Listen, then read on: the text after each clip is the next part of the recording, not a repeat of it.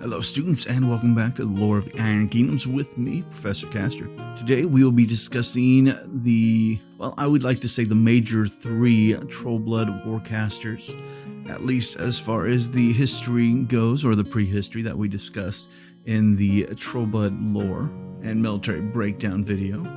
And those are all the renditions of Hoarluk Doomshaper, all the renditions of Madrak Ironhide, and then all the renditions of Borka Kegslayer. And we'll be going over each one of those guys, wholesale, and then we'll be going over their Mark 3 to Mark 4 changes if they have any. But before we begin, thank you guys so much for listening, and if you guys do enjoy these, please like, subscribe, comment, let me know how you enjoy it, let me know if there's anything that you're excited about to discuss in the future, and a shout out to Privateer Press. Thank you so much for letting us read your fantastic lore on the channel, and without further ado, let's begin. Hoarluk Doomshaper, Shaman of the Gnarls. The legendary Dunian shaman Hoarluk Doomshaper has explored the face of Caen for more than 100 years. Few elders are as vigorous and irrepressible. Hoarluk is obsessively fascinated with the mystical power of the blood that connects all troll breeds, and he believes troll blood is to be superior to the diluted substance flowing through the veins of other races. This scorn and increasing reality of his species' decline fuel his resentment of humanity. Even in the otherwise secure Gnarls, outsiders have encroached on Trollkin lands. Hoarluk has spent his life emboldening the Trollkin of the Gnarls against these interlopers, and he intends to strike back with a vengeance. The time for war is long overdue. Few are willing to speak against Doomshaper, and the mighty shaman is prone to temperamental outbursts and scathing indictments of those who he considers foolish. Hoarluk has challenged countless elders to duels and has yet to be defeated, cruelly humiliating those who fall to his staff. Many consider him insane, yet even his detractors agree Dunia chose him, and so they seek to avoid drawing his wrath. By effort and force of will, Doomshaper has gained unequaled power over full-blooded trolls. He has strong ties with all troll breeds, and they listen to him as if they were kin. Burying bloodstones the trolls consider sacred, he has reinforced ancient pacts between species. Hoarluk earned immortality in his people's legends when he strode unarmed into the forest and returned with several dire trolls at his side. Those beasts had not heeded the commands of their cousins since the time of Mulgar, and word of Hoarluk's deeds spread to every tribe. The dire trolls are now among the greatest weapons of the desperate Trollkin. Doomshaper has long traveled from Kriel to Kriel, gathering recruits and leading strikes against any humans or other species foolish enough to plunder the Gnarls. He has obliterated at least 2 logging camps that began to poach beyond the marked trees and slaughtered no fewer than 3 Bogrin tribes that attempted to settle near his home. Acts that would put him at odds with the temperate Trollkin like Chief Ironhide of the Thornwood. Though Hoarluk is not a chief, he wields tremendous influence over the tribes of the Gnarls, the mightiest surviving bastion of Trollkin tradition. No Gnarls chief dares to ignore his words. Doomshaper has spent decades recovering lost Krielstones and deciphering ancient runes. He bears the weight of his ancestors on his shoulders, where he keeps numerous scrolls of the transcribed lore of his people. The knowledge of shaman has gained has allowed him to access previously untapped abilities within himself. Trolls are the wrathful instrument chosen by Dunia. Every battle in Doomshaper's apocalypse, as if the salvation of all Trollkin hinges on its outcome. Whatever drives him, Doomshaper emerges from the forest of the Gnarls is a dire omen to all who have earned the wrath of the Trollkin. I didn't realize how much he disliked anything that wasn't troll.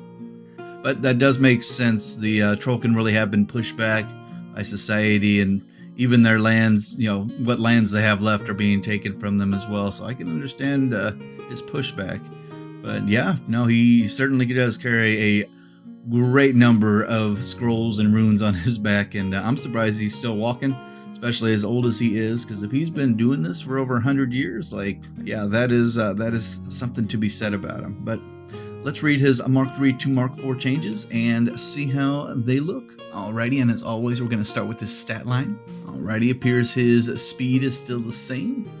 His fury is still a 7. His mat is still a 5. Defense still 13, armor still 15, which is pretty common for Trollkin.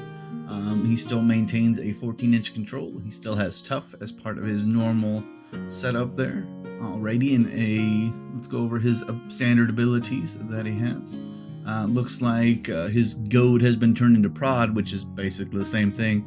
After your model's combat action, after their attack, you can force them to move an extra 2 inches for, of course, Warbeast in your battle group.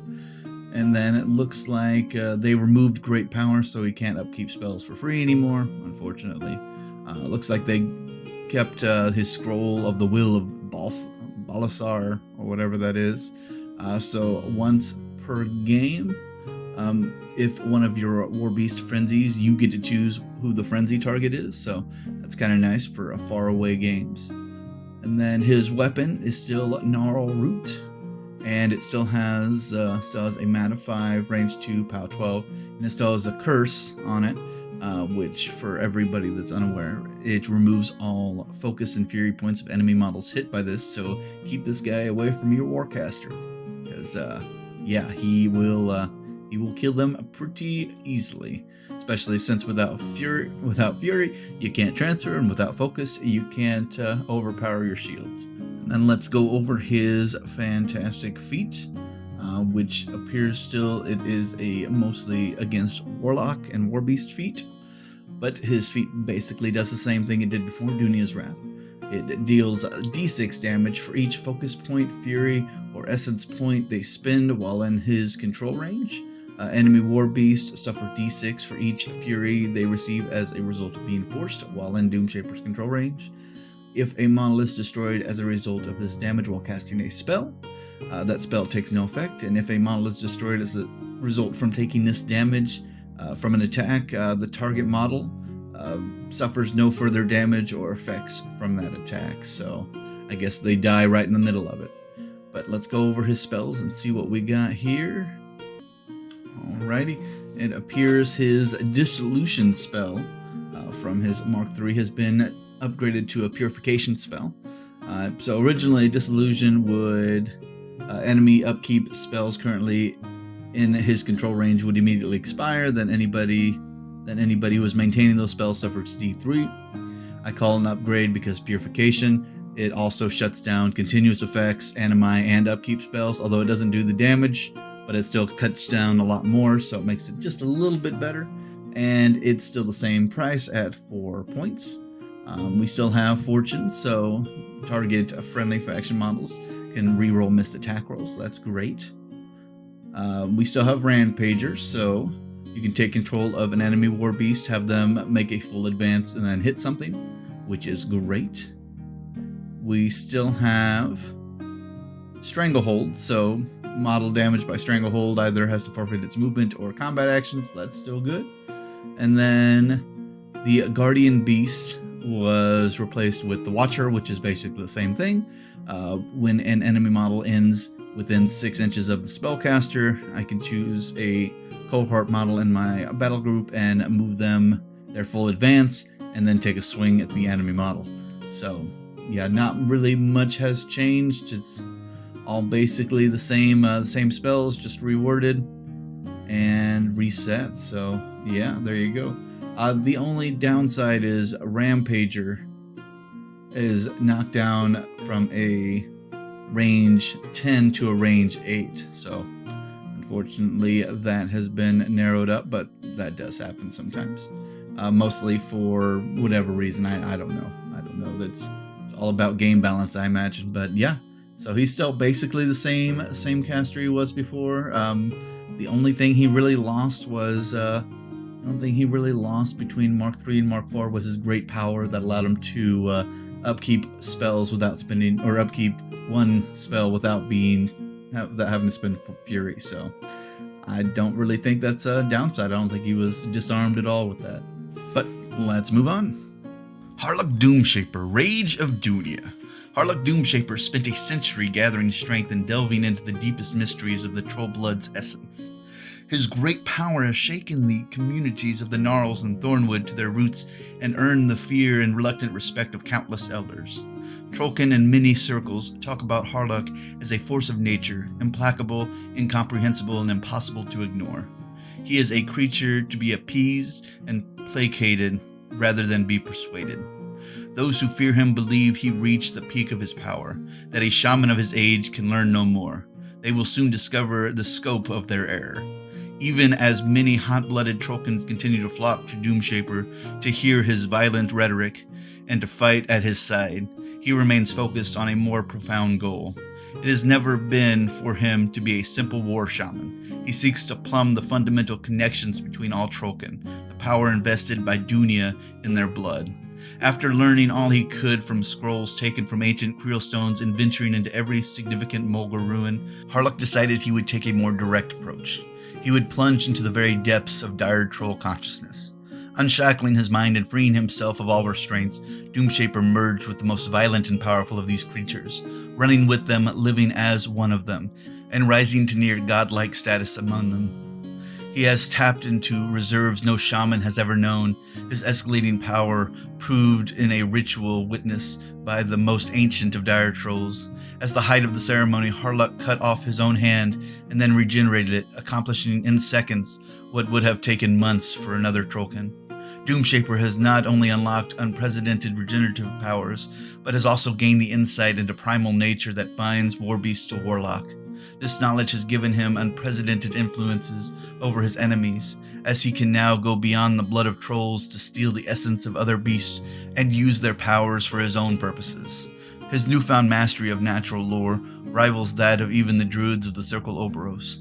So focused was Hoarluk on attaining these powers that he did not anticipate the treachery that nearly unraveled his efforts. Several years ago, a conspiracy of Gnarls and Thornwood elders betrayed him to Signarin authorities. The Doomshaper's subsequent capture and imprisonment confirmed in his mind that he needs to retaliate with unmitigated fury and violence against those who would oppress the Kriels, and also led to reprisals against those elders who betrayed him. The powerful shaman's influence over the warlike bands of the Gnarls was only reinforced, and those who feared him before soon realized they had not yet seen the terror of his full wrath invoked.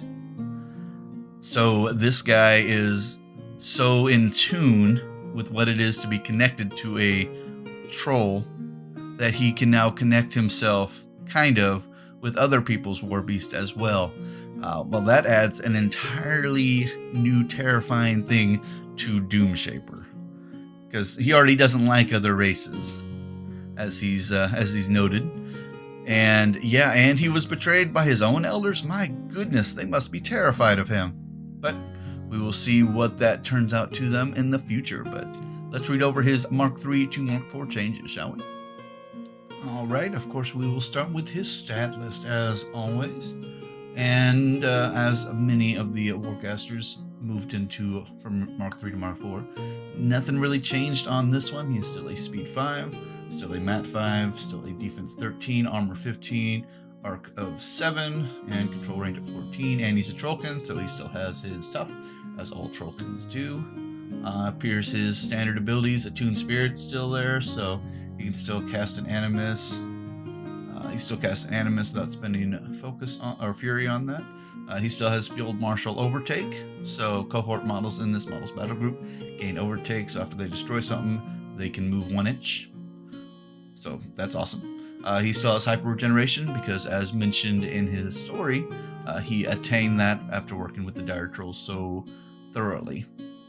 And then his weapon, Willbreaker, is still a Mat 5, range 2, power 13 melee weapon, and it still is magical, and it still has powerful attacks, so 1 Fury allows him to boost all attacks and damage rolls with that weapon. And his feat is the exact same as it was before. Friendly faction Warbeast and his battle group gain +3 speed, and then they can charge, slam, trample, make power attacks without having to be forced for that round. So that is terrifying still, so nothing changed there.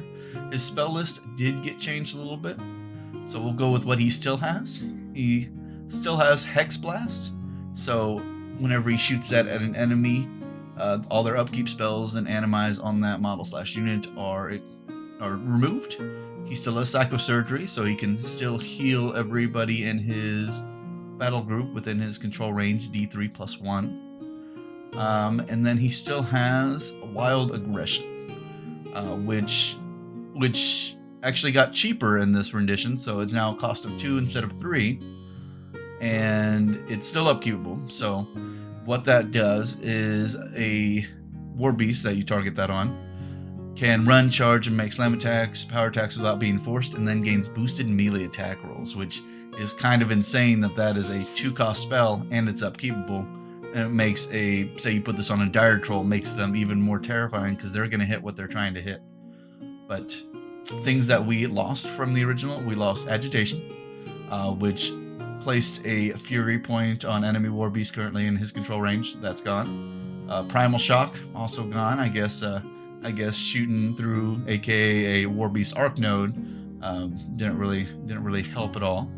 But we did gain 2 more spells. We gained Sunder Spirit.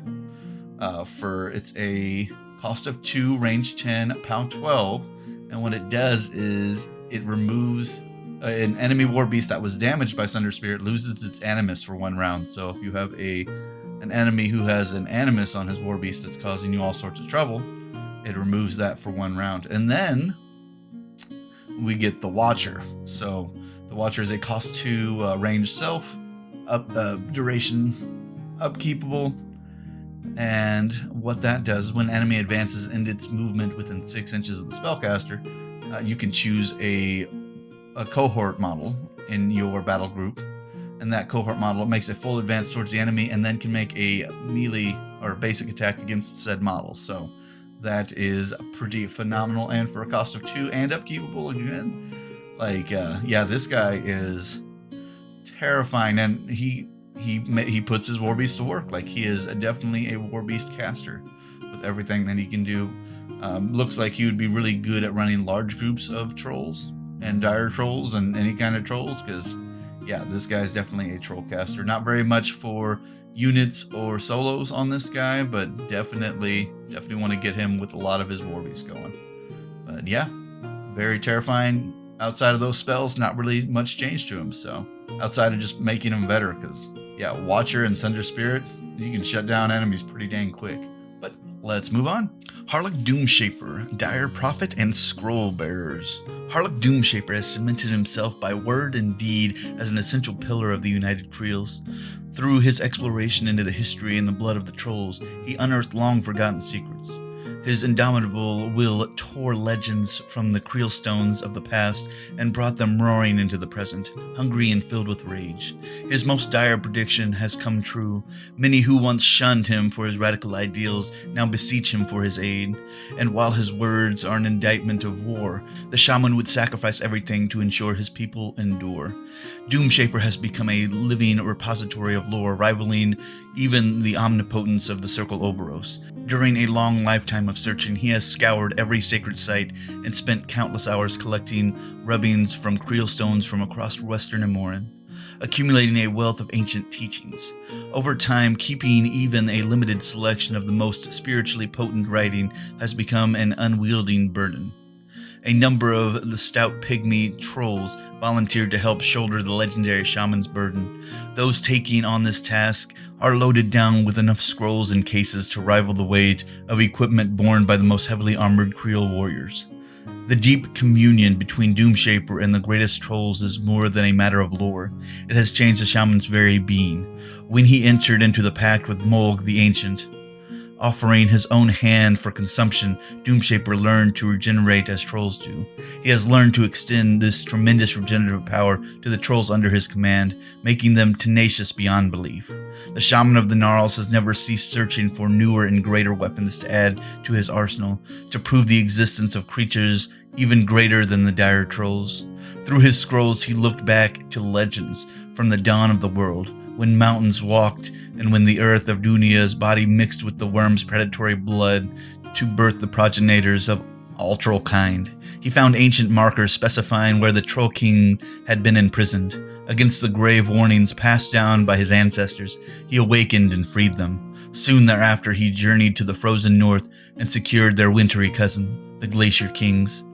In doing so, Doomshaper unleashed beings as dangerous as they are fearsome. But he knows that only such extreme measures can reserve the horrors inflicted on his people. While other leaders among the Kriel seek to make the best of a hand they are dealt to them, Doomshaper does not accept retreat or self-defeating compromises. His success in locating the Troll King sparked his desire to retrieve more than their kind from slumber, to find other ways to bring pain and destruction to his enemies. 1,000 terrified screams are not enough to begin to balance the scale, and Doomshaper is ready to release an avalanche of carnage. Well, so he's gotten even more crazy. Well, I'm not going to say crazy, but he's gotten even more pushy. Well, we'll say pushy. Releasing the Mountain Kings and the Glacier Kings. Yeah, those things were barreled into a mountain for a reason, but I see in desperation, Hoarluk Doomshaper will use whatever he can get a hold of to balance the scales, so that makes perfect sense.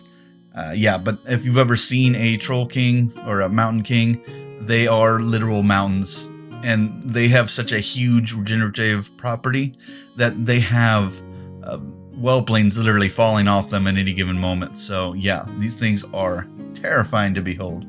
But let's see what his Mark III to Mark IV changes look like and see if anything really changed. Alrighty, well, we're going to start with Doomshaper himself, and then we'll talk about his little pygmies that are carrying those scrolls. And of course, we will start with his stat line. And guess what? Not very much has changed on his stat line. He is still a speed 5, he's still a mat 5, he is still a defense 13 and an armor 15. He still has tough because he's still a Trolkin. His abilities, he still has hyper regeneration as per usual, although they removed his field marshal hyper regeneration ability. I imagine since most large troll beasts, they usually already have regeneration, but that could be neither here nor there. Then we will go over to his staff. It is still the Kriel staff, still does a reach of 2 and a power of 13, and it's still magical, and it still has critical smite, so if he gets a critical, he slams the model d6 directly away from him as well, so that is phenomenal. His feat, the Blood of Dunya, is still the exact same thing it was. Everybody in his control, or everybody in his battle group in his control area, gets an additional die on their melee attack rolls. And then if they are hit by an enemy attack right after the attack is resolved, they heal d3 plus 3 damage. So yeah, that is pretty epic, unless you're being hit by something that can hit you really hard, like say a Colossal. But that is that on that one.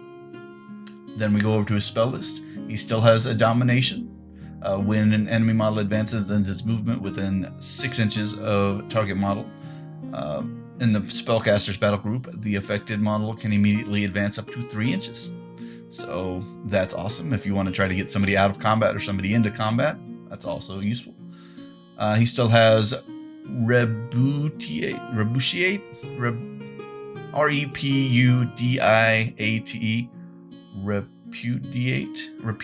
yeah, we'll say it like that. It's probably wrong, but we'll find it out. What that spell does is enemy upkeep spells and animes on the model or unit directly hit by this spell immediately expire.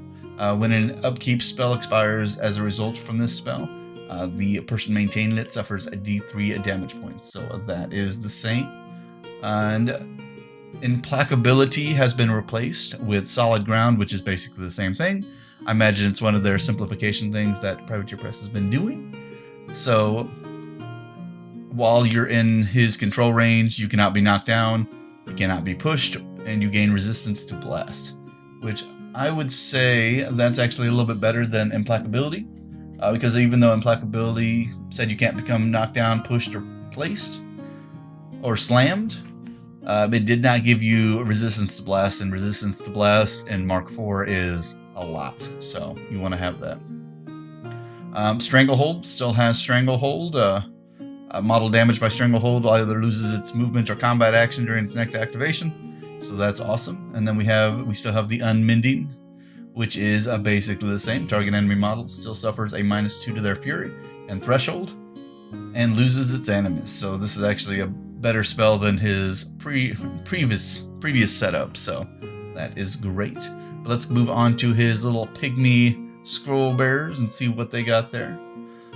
Their stats are, well, they don't have any weapons, so really their stats are kind of negligible, but they still have a speed 5, which it makes sense since he's a speed 5, and still have a defense of 13 and an arm of 13. And so these guys actually got a little bit better. So they were given, compared to their original setup, they were given condition. So condition, they can use a special action, which is not going to affect these guys since they don't have any melee weapons, or they don't really do special actions to begin with.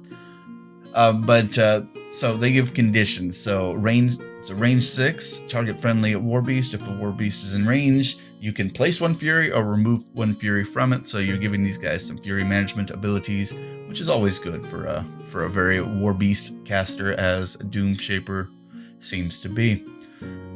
But then what makes these guys shine is they have scroll bearers.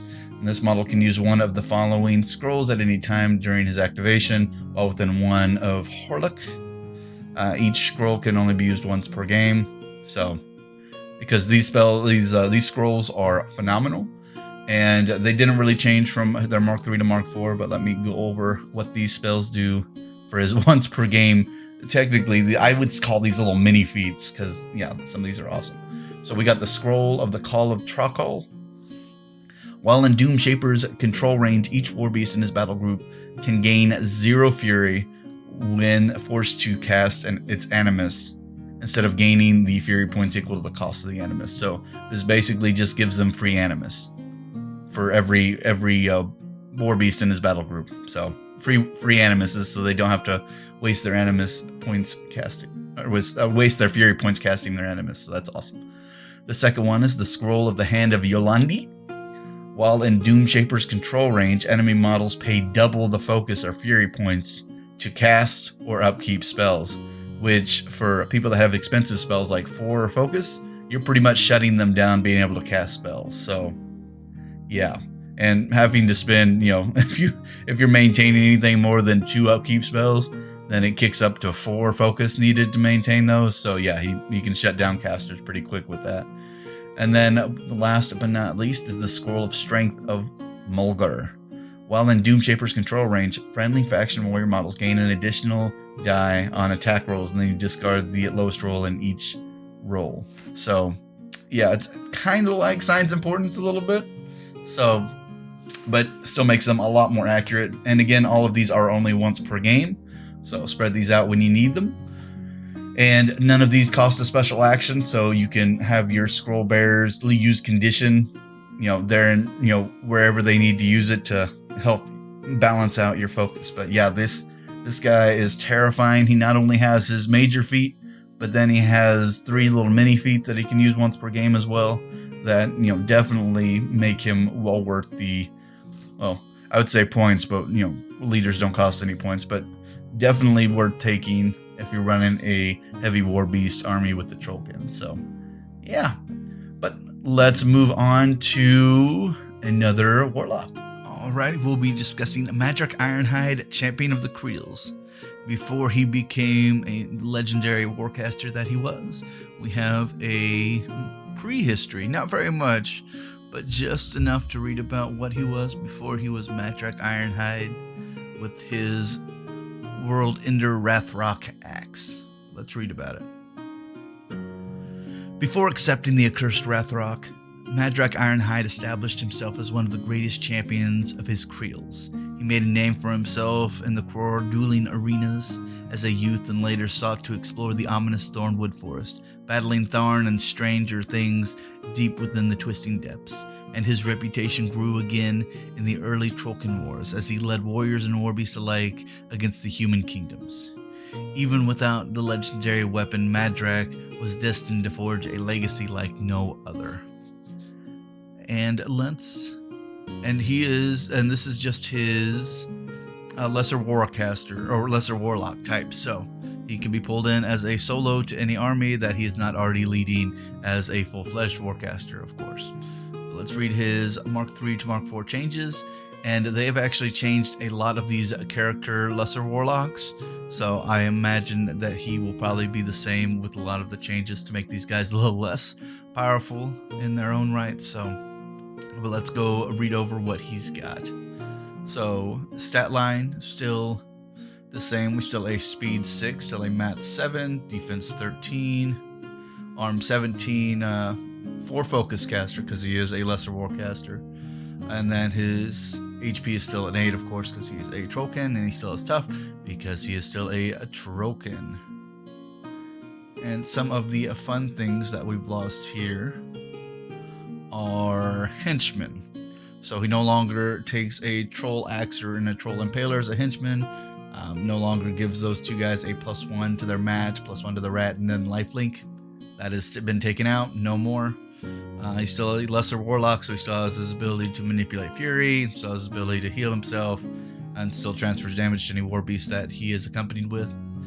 He still has relentless charge, so as part of a charge, he gains Pathfinder, and he still has righteous vengeance.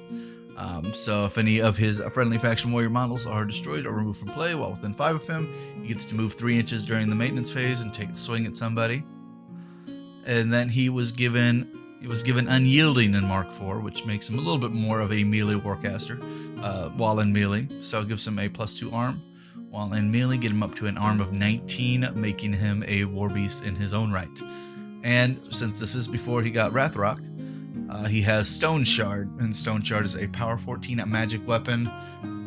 It's only a melee weapon. In this rendition, they took out his Throne Shard, and they took out his Krielstone Echo, which I feel like is a little OP, because in the original Mark III, anytime you hit an enemy with this weapon, friendly faction models within 4 inches gain +2 armor, which is kind of broken a little bit.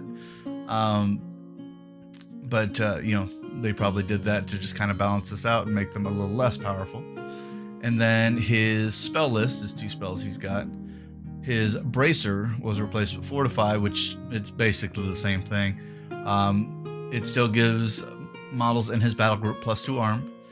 And this model and any friendly models within base-to-base contact cannot be knocked down or pushed or be moved by a slam. So it's basically the same thing as Bracer, because it does the same thing. And then he still has Jackhammer, cost of 1, range of 6, target model in the spellcaster's battle group immediately makes 1 basic melee attack. So yeah, unfortunately he lost a couple things. I think the only thing he actually gained here was unyielding. But yeah, so he's a little less beefy than he was before, but they did that with a lot of the character 0 level warcasters who became lesser warlocks. So that's just to be expected. But let's move on to his actual form. Madrak Ironhide, Thornwood Chieftain. Madrak Ironhide has proven himself a truly great leader of his people. Leadership in time of peace is easy, but Madrak has overcome many recent trials and tribulations. His life has been darkened by ill omens and setbacks that have crushed the spirits of lesser chiefs. Madrak fights on and retains the hope of leading his people to a better life. Despite being born an albino sorcerer, as a youth, Madrak earned renown by outfighting his peers atop the Quar dueling platform. The adventurous young Trolkin also pushed his limits exploring the ominous Thornwood Forest, until one day a band of Tharn ambushed him. Hopelessly outnumbered, he drew a weapon and screamed a battle cry of his Kriel. In his moment of doom, the air was split by a flash of lightning and a crackle of thunder. Madrak's unlikely savior were humans led by a young man wearing the Cygnus. Back at his Kriel, Madrak feasted the youth and evoked the tradition of Kolgat ceremony, which made them blood brothers for life. Decades later, this youth became King Leto, the ruler of Signar, even as Madrak himself became the chief of his tribe. Eventually, human warfare spread across the Thornwood and other remote places inhabited by the Kriels. Madrak could not turn away the refugees who came to him for aid, and soon found himself responsible for a staggering number of Kriels. When an army of the Crixian dead brazenly swept through the region, killing everything in their path, he was forced to embrace a desperate solution. Madrak undertook a pilgrimage to a special core, serving as the resting place for an ancient weapon, the Axe Rathrok, or the World Ender, once wielded by Horfar Grimmer of the Mulgar. Legends proclaim that this weapon was so mighty that wielding it would bring the dire curse upon the world to herald the end of days and unleash the Devour Wurm. Knowing his people faced annihilation by the unrelenting horrors of the Nightmare Empire, Ironhide brought the weapon forth to wield against the invading darkness. Even with Rathrok's power, and Madrak slowly losing ground to the inexhaustible enemy, desperate, the chief sought audience with the Signarin blood brother and negotiated what he thought would be the salvation of his people. Although the Kriels gained a temporary home in unused lands, their migration eventually put them in the path of the invading Scorn. When Madrak returned to King Leto to demand a safer land promised, Leto claimed to be beholden to his own nobles and offered only excuses. Returning empty-handed to his people, Madrak barely survived the vicious assassination attempt by his longtime allies, the Black-clad Druids, aided by a traitor among his own trusted kin. Only the intervention of Hoarluk Doomshaper saved his life. After the attack, Madrak swore to join Doomshaper in carving out a safe place for the Kriels, even if it unleashed a river of blood and invited the doom of the world ender. Yeah, so this guy's the guy who pulled in King Leto as a blood brother, so that's always fun. And we will be reading about the alternative history for King Leto as the blood brother of the Trolkin, but that's going to be later on, not this particular video. Also, that Axe Rathrok, or the World Ender, is going to be coming into some lore that we've already actually talked about in the Orboros videos, particularly with a certain warcaster of theirs who also is insane. But you can go back and check that out on your own. But let's go over his Mark 3 to Mark 4 changes, see if there is any. Probably not, but we can find out. Alrighty, and of course, let's start with his stat line. Has it changed at all on Mark 4? And guess what? No, it is not. He is still a speed 6, so he's still pretty speedy. He's still a mat 7, which makes him a melee combatant, of course. His rat is still a 6, so, well, that's what we're stuck with. Defense still a 14, armor still a 17. Auric is still a 5. He's not a super good warlock, but, or super good, magic user. But, most albinos usually do have some magic, of course, but that's where he's stuck. He's still a troll, so he still is tough. His control range is still a 12. He still has the Scroll of Grindar's Perseverance, which allows him to, once per game, avoid damage being dealt to him. It's kind of like one of the scrolls from Doom Reaver. But yeah, so once per game, if he's directly hit by attack, he suffers no damage from that attack.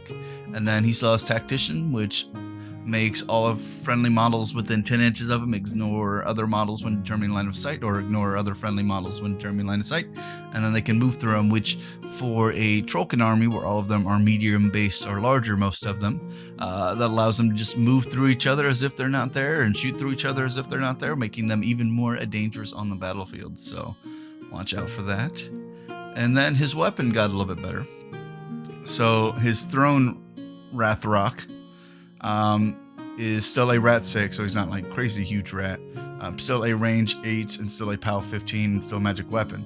However, a blood boon is better, I would say, because once per activation immediately after resolving an attack which destroyed an enemy model, this can cast a spell without spending focus. So we no longer have the cost of 3 or less added to blood boon.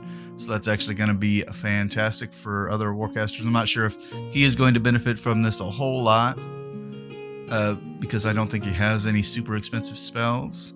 But if anything, anybody else who had blood boon that has like a 4 or 5, cost spell, probably not 5. I don't think I've ever seen a 5 cost spell. But for anybody who has those, it'd be really nice. And then his Throne Rathrok also has Ricochet.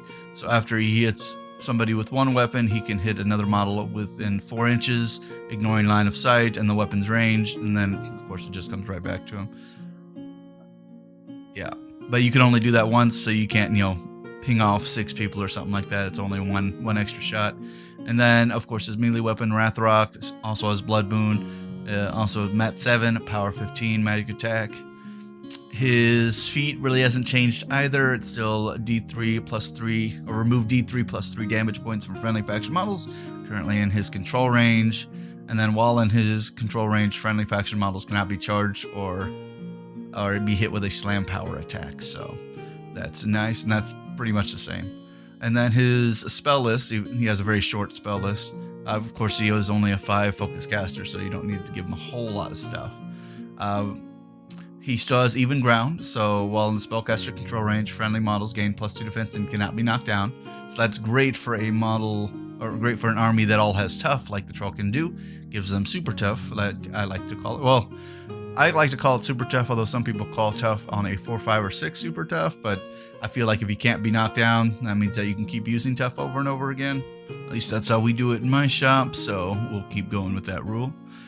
But then his other spells haven't really changed all that much, except for his Guided Hand, which gave a friendly faction model / unit an additional die on their next melee attack roll, has been changed out with Fortune, which is target friendly faction model / unit can reroll a missed attack roll, which is kind of, tomato on that one, because rerolling a missed attack roll is just as important as adding an additional die on it. But I don't know. I think it's just something to make it a little easier on the rolling, I suppose. And then he still has Jackhammer, so that's great. It is a cost 1, range 6 spell. Target model in the spellcaster's control group can immediately make 1 basic attack, which is kind of nice when paired with his Blood Boon ability, because then you can just make your other guys take another swing at somebody. So, but that's also fantastic. But all in all, it doesn't look like Madrak has changed all that much outside of that one spell being shifted and Blood Boon removing the cost of 3 or less on that particular ability. So, but yeah, still the same guy he was before, still just as dangerous. Great melee caster. Is he a great utility caster for units? Not particularly a great caster for War Beast, maybe not as much. Is he a great melee caster on his own? Yeah, I would say he's actually pretty. He can whip out some pretty straight melee damage because both his weapons are a power 15, which is pretty significant. And you match that up with some animuses that might be able to increase that. You can get this guy rolling out some pretty solid damage all in all. But let's move on to his next iteration. Madrak Ironhide World Ender. For a time, concerns over the fate of his dislocated people occupied all Madrak's attention, and their eventual disposition continues to burden him. Soon enough, however, this preoccupation was eclipsed by difficulties of a more ominous nature. As Madrak fought with Rathrok, something deep within the weapon awoke. Mastering his own fate proved to be more difficult than Ironhide could have ever imagined. When he was wielding Rathrok and its powers began to awaken, foul weather seemed to follow Madrak, rainstorms becoming torrents and winds becoming gales. The great chief suffered visions he knew were not real.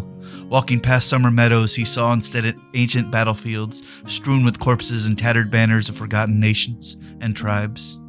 Everywhere that marks of war appeared to him, and in response his blood surged with a peculiar longing for strife. Madrak's growing power brought him victory after victory in combat, yet he found no peace or calm. While accursed, he was able to take delight neither in the arms of his mate, nor of the sight of young Trollkin. Everywhere he saw the signs of future and past conflict, and felt the tug of some ancient bloodthirsty call. The warriors gathered around him were different than they were before he shouldered this burden, darker of mind, fiercer of temperament, and more eager to kill and throw away their lives for his cause.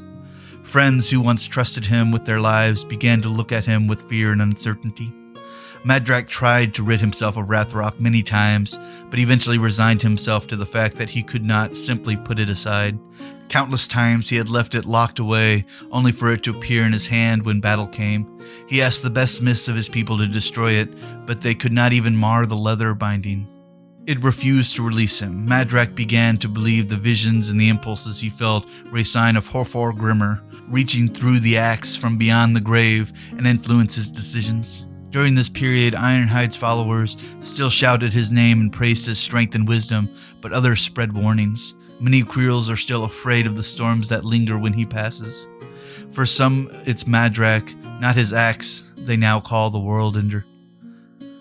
So the Cursed Axe is starting to curse Madrak, as to be expected, because anytime you pick up a device called the World Ender that has that kind of malicious intent, I imagine it does put some kind of curses on the wielder.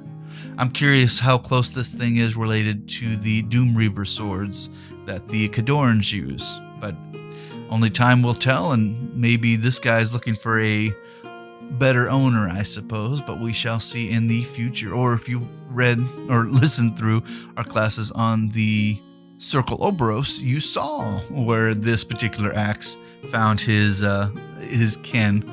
So, but yeah, Madrak is feeling the weight of this cursed object, and we'll see what the future brings. But before we do that, let's go over his Mark III to Mark IV changes and see if anything has changed.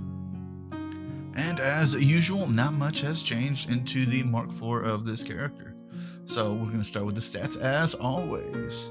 And this guy's gotten, well, he didn't really get a little bit better, but compared to his earlier renditions, he is a little bit better. So his mat went up to a mat 8, making him even more of a melee caster. He's still a speed 6. He still has a rat of 6, defense 14, armor 17, his dismal focus of 5, and then his control of 12 inches. He still has tough because he is still a Trolkin. That will probably not change in the future. One of the things they removed from him in his abilities is Berserk, so he no longer has to make Berserk strikes, which I imagine for a Warlock is good.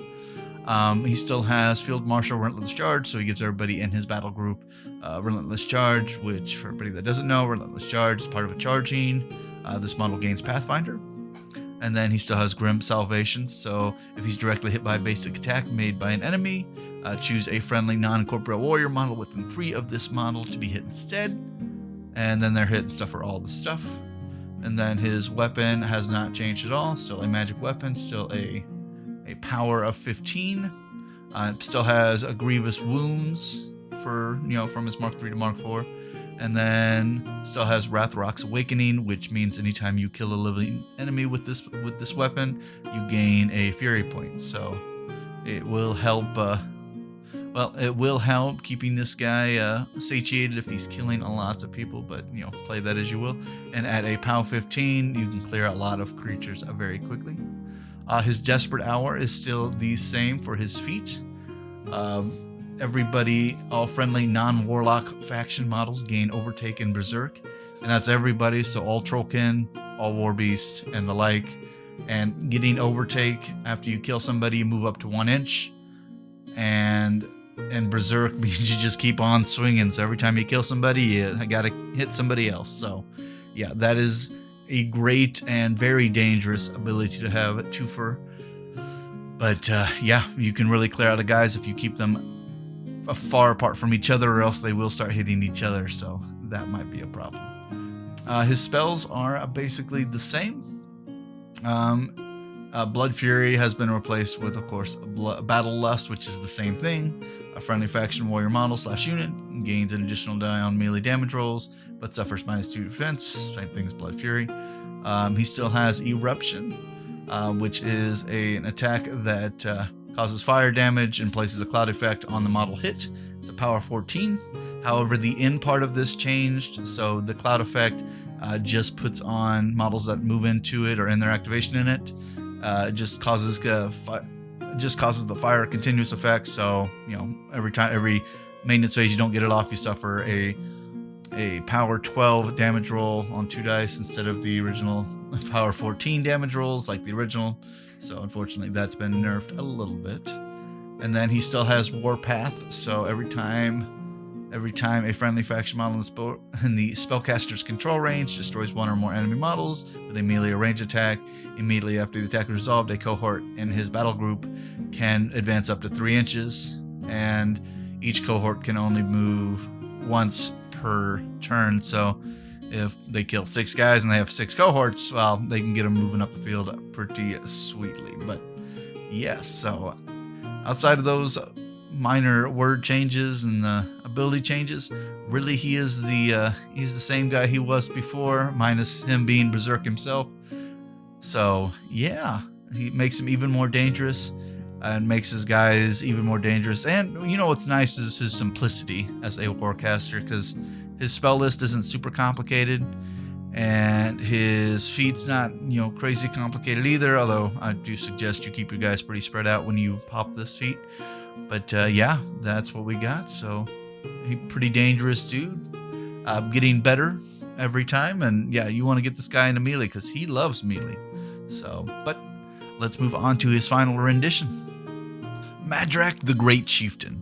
Madrak Ironhide has dedicated his life to guiding the United Kriels through the history fraught with suffering and betrayals. Madrak once wielded the Cursed Axe Rathrok, the World Ender, taken up out of desperation in the hope of using its power to save his people from impending destruction. Freed from the burden of the ancient weapon, Madrak returned to those loyal to him and resumed the mantle of leadership, lending his strength to his people and drawing on theirs in return.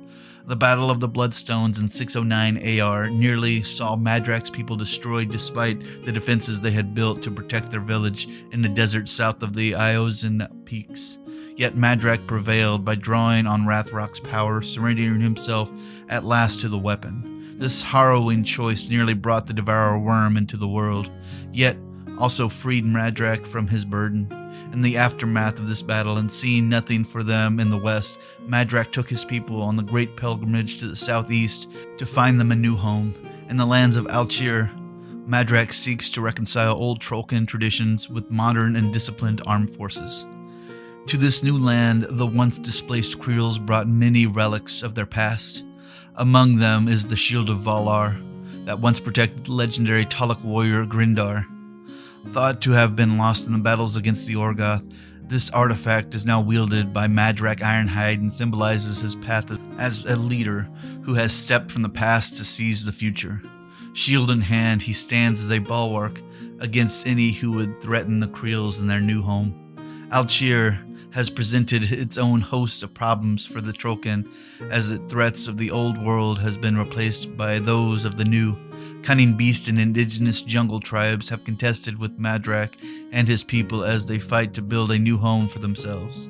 Now settled with his mate Kargas and his young son Dag, Madrak hopes that he will have the chance to preserve the lasting legacy of his kith and Kriels. So yeah, this Madrak form, he takes all of the cool parts about his original forms and pulls him up to 11, making him not only great melee warcaster, but also a great warcaster and a warlock, and promoting protection of his people. But let's read over his Mark 3 to Mark 4 stuff, and then you can see what all epicness that he has gone up to in Mark 4.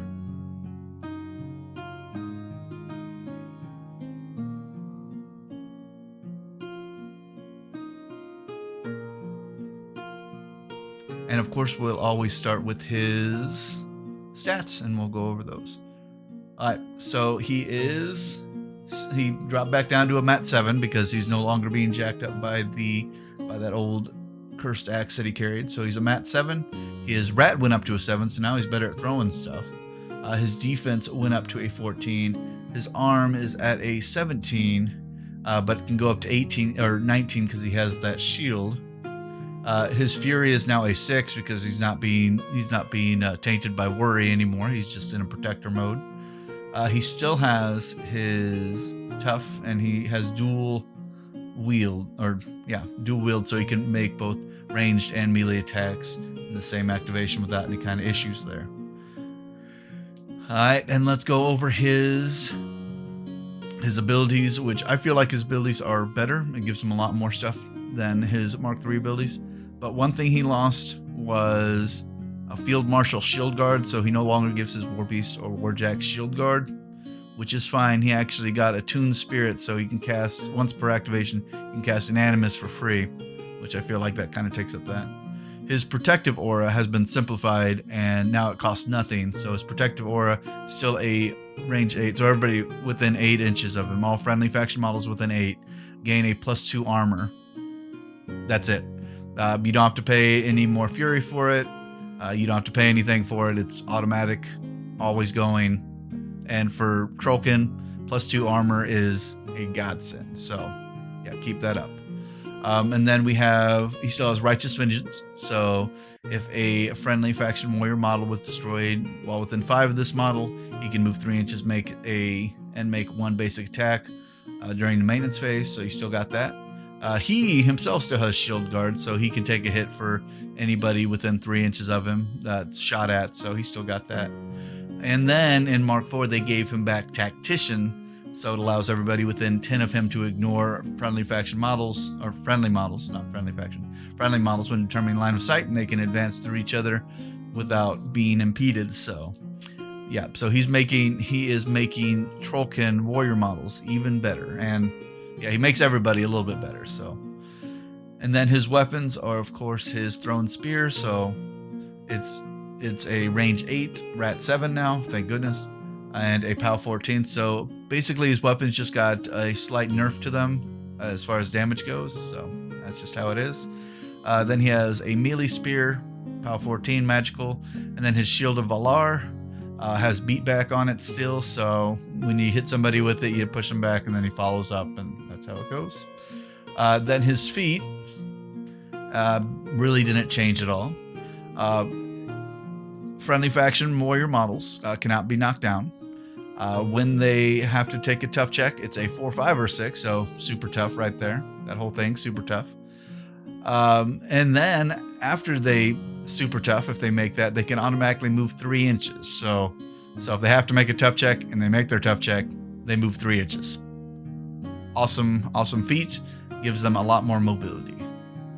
One of the biggest changes for this guy, outside of all the changes that we've already seen, is his spell list has been changed up quite a bit from his Mark 3 to Mark 4, and he has 1 less spell slot. So let me go over what he got, or let me go over what he lost first. So he no longer has Battle Lust. He no longer has Defender's Ward, so that's been booted. He no longer has Rebuke. That's been taken out. But they did give him these abilities. They gave him Positive Charge, which is basically like a gang on steroids. So target friendly faction cohort model gains +2 to its melee attack and +2 to its melee damage rolls, which is awesome. But then it goes up to a models within 3 of the affected cohort model also gain +2 to their melee attack and melee damage rolls. So, and since this spell is only a cost 2, you can jump this onto a couple of your war beasts and then give everybody within 3 inches of that cohort model a +2 to their melee attack and melee damage rolls. And you see how that can compound on each other pretty dang scarily. So yeah, Positive Charge, great spell, puts their damage output and their hitting output to an 11, so keep it going. And then he was given Soothing Song. So for everybody that knows, Soothing Song removes 1 fury point from each friendly faction war beast currently in the spellcaster's control range. For one fury, you just dump it, so you can push your war beast even farther than normal. And then he still has Spell Piercer, which is one of the spells he had in Mark 3. While in the spellcaster's control range, weapons of friendly faction models gain Blessed and damage type magical. And for everybody that doesn't know, a Blessed removes any armor or defense buffs that are magically put on your enemies. So yeah, you're just hitting whatever their stat says if it was up by a spell. So although if they're still behind cover, they're still behind cover, but if they have like some kind of armor buff or whatever from a spell, or I think it's spell or animus, but you'll have to check that yourself. Yeah, it removes that, so it gets these guys hitting out real good. And I love the fact that it's a control range spell, so you don't have to be right next to your guys to give them that kind of buff. So, and it's only cost 2, so all of his spells are 1 or 2 points, so he can really utilize his focus or fury stats. So yeah, he is remarkably one of the best Madrak variations, I think, because he just makes everybody around him way better. So as far as Trolkins go. But yeah, let's move on to the next Warcaster in this bunch. And last but definitely not least, Borka Kegslayer and the Keg Carrier. A towering wall of solid muscle, bloodstained armor, and vital strength, Borka Kegslayer has become a legendary Trollkin folk hero across the frozen north. His wanderlust drives him from Kriel to Kriel with a rowdy and loyal warband of trolls and Trolkin warriors. He enters the company of his peers like a giant and commands an absolute attention of everyone around him. Some elders find him uncouth and even savage, like bloody-minded chiefs of ancient times. Those who join Borka discover his notorious disregard for peril. Before every battle, he leads his warriors in a ritualized round of boastful drinking before roaring a battle cry and charging into the fray. Even against seemingly impossible odds, he always emerges intact, laughing triumphantly, having crushed to a bloody pulp any who dare stand against him. Though Borka is a Dunyan shaman, he bears no resemblance to the more conservative elders normally associated with that title. The calling of the goddess came clearly to him, and he chose to join the line of shamans who embrace strife as means to ensure the strongest blood survives. The great must crush the weak, and those who confront destiny can carve their immortality upon the surface of a dozen Krielstones or so, Borka believes. Borka follows the Dunian principle of fertility, believing firmly in the responsibility of every shaman to ensure the survival and prosperity of the species. He seeks to spread his seed as far as possible and boasts notable offspring among dozens of northern Kriels. As with other shamans, male and female, rearing the young is not his responsibility. That duty falls on their kith. A number of his progeny have reached maturity and proven themselves in combat. Some have even tracked down their sire and earned the right to fight by his side. The Trolkin warrior is an absent-minded but enthusiastic mentor to those who come to follow his example. Countless battles have taught him not to form attachments to the kin who join him in battle. Death is a constant in Borka's life, and he faces it directly and without regret. He mourns for the dead briefly, often with a single great bout of drinking in reminiscence, before moving on to the next engagement as eager for bloodshed as ever. Borka gained early infamy after the savage human tribe called the Raskar slaughtered a number of Kriels along the eastern Falconbridge River in northern Kodor. Borka and a small band of warriors went into the Rimshaw to claim revenge, calling out the winter trolls from their secluded lairs to join the hunt. Hundreds of Raskar gathered in ambush at Velter's Pass, brandishing cleft spears and bows. Borka and his champions swore oaths of relentless vengeance as they drank until their vision blurred. Borka then drove his forces straight into the throat of the ambush and marched unharmed through the hail of arrow fire to unleash a full fury of his trolls. Kegslayer fought his way to the center of the barbarians and shattered the helmet and skull of the enemy chief with one tremendous blow from his mace. At the end of the battle, just over 24 stalwart Trolkins had bled out their lives amid snow-covered trees, yet Borka's band had piled up the enemy dead. The Raskar that survived, humbled and afraid, fled back to the shelter of their wooden halls. Their terror did not end, however. Borka and his followers set upon the village after village, routing the barbarians from their homes and leaving the once proud halls to burn. The survivors of several Kriels keep Borka's deeds alive in memory and story. Borka's reputation grew as he faced similar odds again and again. He has a nose for war, and his path inevitably takes him to the bloodiest fighting. Over the next several years, he pitted his strength against the human Vagoria and Vindel tribes, and at least once against the Nis of the Shard Spires. After he freed an entire tribe of enslaved pigs following a clash with a fierce Trolkin Galtor Kriel, they pledged themselves to his service in gratitude and now follow him enthusiastically. The stoutest of their numbers serve him directly by carrying his keg into battle, a duty of great honor and importance. Hailing as he does from the region of conflict and competing Kriels, Borka was initially displeased at recent attempts by elders to unite their people. This made Borka's decision to throw in with Chief Madrak Ironhide and his United Kriels an unexpected turn of events. Ironhide puts his life on the line for his people, and Borka has learned to respect this quality. From Ironhide, he learned to renew appreciation for the southern kin and their warrior spirit. Borka's nature irresistibly drives him to seek the heart of the most terrible battles, to fight on the losing side and emerge victorious. While Borka would return for a time to his people in the north to reunite with his Kriel and confront old enemies that had arisen, his perspective on the unity of the kin was forever changed. He stands willing to travel wherever the fight of the Kriels takes him, bringing his north kin with him. Borka believes the south can benefit from his unmatched virility, and he will do his part to repopulate the Thornwood and other lost territories. Wherever he travels, his warband follows, bringing with them the raucous blend of drunken revelry, bloodlust, and the appreciation of mayhem. Yeah, so he is definitely the partier, and he is definitely a drinker. So that is a fun combination. You don't usually see too many of these guys that are more, well, I'm going to say he's more party-like. Gives me a very dwarven vibe to him. And he's very, very strong. So yeah, no, he is a fun character to play around with, and he is definitely of the North Kin. So yeah. But let's read his Mark III to Mark IV changes and see what about him has changed. And I'm going to assume maybe a little bit because he does have little sidekicks falling around on this battle, but let's read it. Alrighty, and as always, we start with his stats, and then we work our way from there. So he is still a speed 6, still a mat 7, still a rat 5, still a defense 14, arm 17, and his fury stat still a 5 normally and a 7 when his little keg carrier gives him a swig. So that's always great, but we'll read about that when we get to the keg carrier. And then his abilities, he still has, of course, is tough because he's a Trollkin, and he's a Northkin, so he has immunity to cold.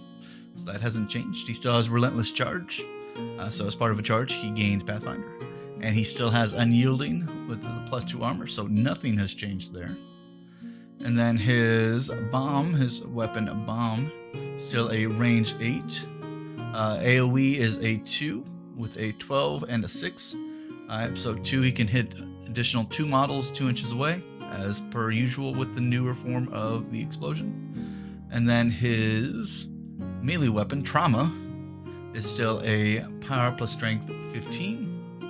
And then you still have critical pitch, so on a critical hit and with an equal to or smaller base than him, is thrown d6 directly away from this model, so he can chuck people and is still a magic weapon. And then, of course, his Barroom Blitz has not changed at all. It still gives, when his guys, when he activates it, friendly faction models beginning a charge or a slam power attack or trample power attack in his control range gain a +2 speed. And then War Beasts in his battle group beginning their activation in his control range can make power attacks without being forced and gain an additional collateral damage die to the damage die and power attack damage rolls. So yeah, so that increases the damage of slam and charge. Well, I'm not sure if charge attacks. I know slam and trample attacks definitely get that additional bonus damage. So that is pretty fantastic.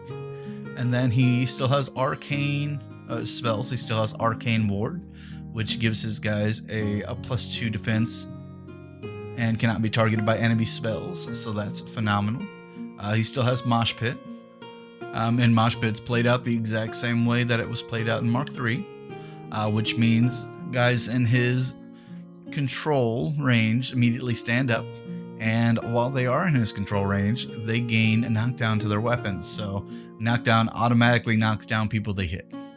So that is pretty phenomenal, especially that is not a feat, that is a spell that is his entire 12-inch control range. So yeah, he can start knocking people down and just going ham on people. And then his last one, Wind Wall, is still the same as Wind Wall's ever been. Spellcaster cannot make ranged attacks after casting the spell, and non-magical ranged attacks targeting it automatically miss.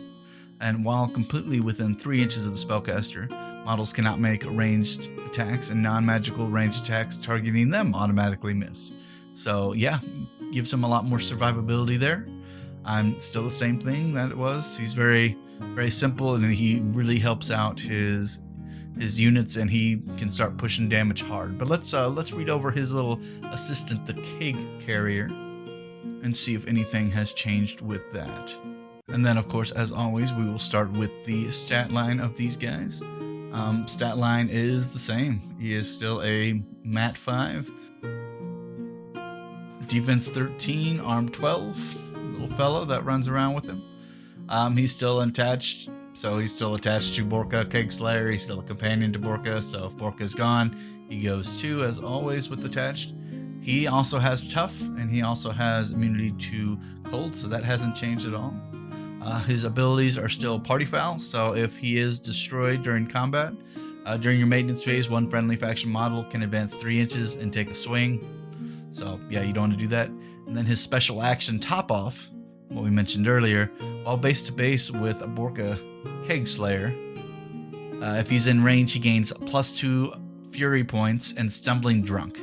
And a model with stumbling drunk cannot be knocked down. And if they are hit by an enemy attack at any time except while advancing, after the attack is resolved, they are pushed D3 directly away from the attacking model.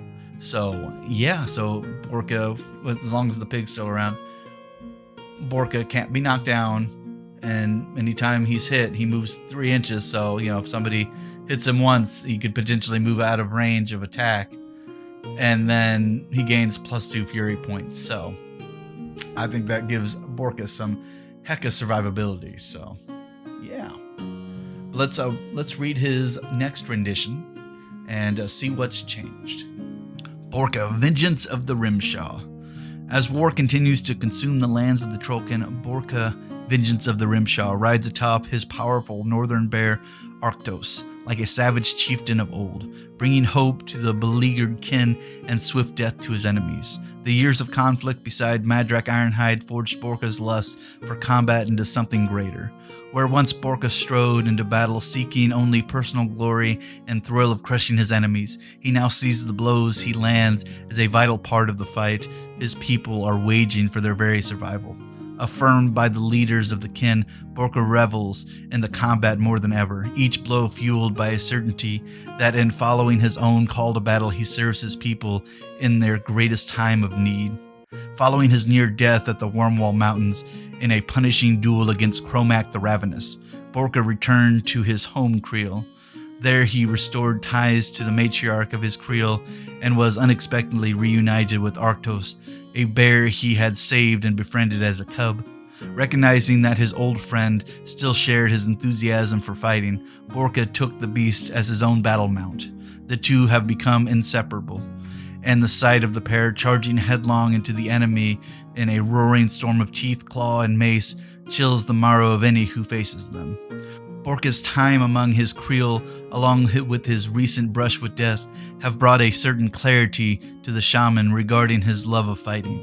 His connection to the powers over northern cold bestowed on him by Dunia has grown deeper, and in battle he can summon and wield it, the inexorable power of winter itself. Atop his bellowing mount, Borka has become as unstoppable as the winter avalanche, and this newfound mobility has only increased his audacity in battle. Borka is ever at the front of the charge, he and his battle group, avatars of winter's fury, but he is not heedless of the cost. Champions of his kith and Kriel risk their lives alongside him. This knowledge leads Borka to be fiercer and more determined, since he understands the toll in blood should he fail. For this part, the Northkin are simply glad to have their champion back among them, even if they know he will only remain as long as there is foes to crush. So, that's what Borka needs, a polar bear that he can ride on top of. Because, might as well just add more, take him up to 11. And I feel like a lot of people have had near-death experiences with Cromak the Ravenous. Because Cromak was coming back for that axe from Madrak Ironhide, because apparently Cromak needed it more. But now Borka, with that new insight on what death could be, is now even more vicious and determined than he was before. But let's read over his Mark 3 to Mark 4 changes and see what fun abilities he gets with his new polar bear mount. And of course, we will start with his stat line. So I know for balancing stuff, Private Your Breast has changed up some of this, so you'll hear about what the weirdness is on this one. So his speed's a 7, of course. His magic attack is an 8, or is a 6. His mat's an 8, rat's a 5. Defense is 14, armor 18. His actual amount of focus or fury he can get is 5, so that's what that is. And then his control is 12. Now, I imagine they increased his magical attack to 6 just because, well, if you have anything less than a 6, you're not really going to be hitting things very well. So I imagine that made sense in that route. The moves that he got for his abilities, He was given breakthrough, like a lot of mounts are, so he doesn't have to. It's pretty much parry for Mark III, but it's breakthrough, so he doesn't have to give up his attack when he moves past people. He still has tough, still has his immunity to cold, he still has Pathfinder, and he still has. He was given dual attack, like most warcasters are that have multiple weapons, and he is still a cavalry model, so he still has all those abilities with him as well. His other abilities, he still has Attuned Spirit, so once per game, or once per activation, sorry, he can cast an Animus from a War Beast without spending Fury. He has Defiant Rage, so if he is damaged, he gains +2 armor and +2 melee attack damage rolls for 1 round. He still has Field Marshal Northken, so he gives models in his battle group Northken model, and they gain resistance to cold, so if you're going up against another cold army, he's even better about that. And then because he's a mounted model, he has Reposition 3, which is great. And then his weapons are basically the same.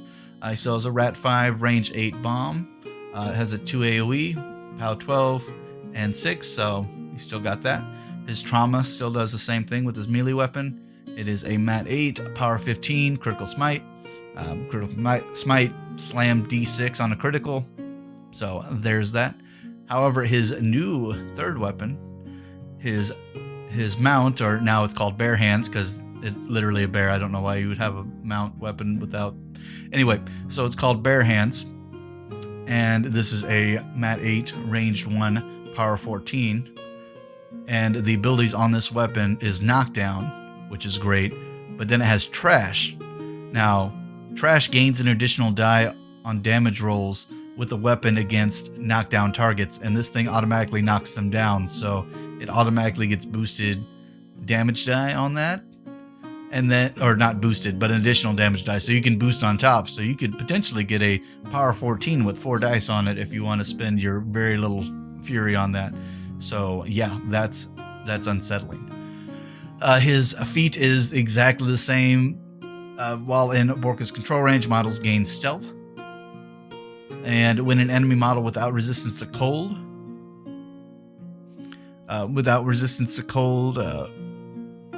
make a melee attack during their combat action, the enemy models become stationary for 1 round. So I'm curious if that might be a typo. While in Borka's control range, models gain stealth, because I believe that should be friendly models gain stealth. Unless it just means everybody gains stealth, and then that would be a very early thing to set up before you even get close to your enemy. But that I'm not sure if that's a typo or not, and you'll probably check on that later, or you can send Private Your Press a request on the app to clarify that.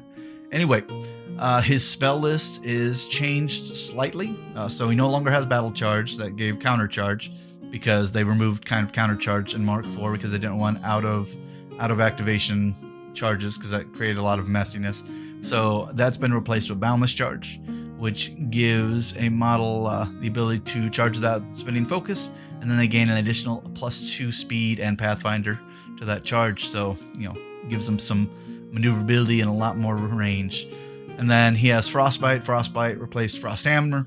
It's the same thing. It's still a Spray 8, Power 12 on critical.